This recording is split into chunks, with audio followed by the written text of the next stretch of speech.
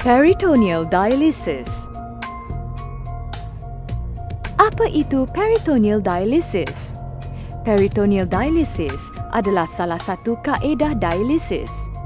Kaedah ini memerlukan cecair dialisis dimasukkan ke dalam rongga peritoneum di abdomen.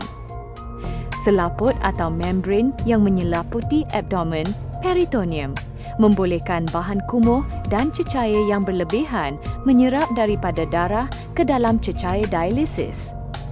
Cecair ini kemudiannya dikeluarkan dari badan secara berkala.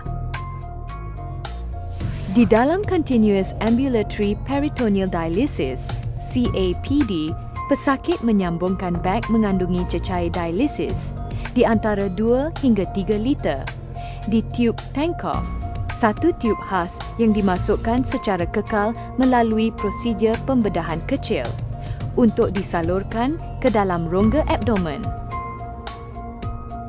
Cecair dialisis dibiarkan di dalam rongga ini selama 4 hingga 6 jam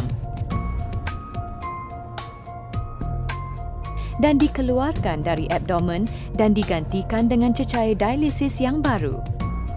Bagi mendapatkan dialisis yang mencukupi, 4 atau 6 kali pertukaran cecair dialisis diperlukan dan dilakukan secara manual setiap hari.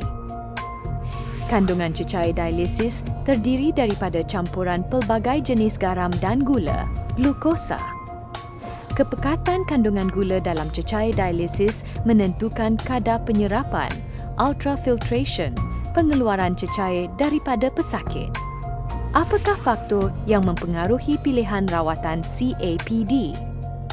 Ini meliputi faktor psikososial dan faktor perubatan. Faktor psikososial termasuk motivasi dan pilihan pesakit sendiri, pesakit yang mementingkan imej badan, orang muda, jenis pekerjaan, ekonomi, keadaan tempat tinggal dan persekitaran tempat kerja, sokongan keluarga, jarak ke pusat dialisis yang berhampiran. Faktor perubatan termasuk umur, keadaan mental, jantung dan anggota badan, masalah penglihatan, penyakit paru-paru yang serius, sejarah pembedahan abdomen yang major, masalah vaskular. Apakah kontraindikasi CAPD? Kesan parut pembedahan terdahulu yang teruk pada rongga peritoneum atau penyakit radang usus. Kurang penglihatan mungkin memerlukan pembantu. Mempunyai kolostomi, ileal conduit, ileostomi dan lain-lain. Psikologi pesakit tidak stabil. Penyakit kesumbatan saluran pernafasan kronik. Kegemukan. Penyakit diverticular colon yang serius.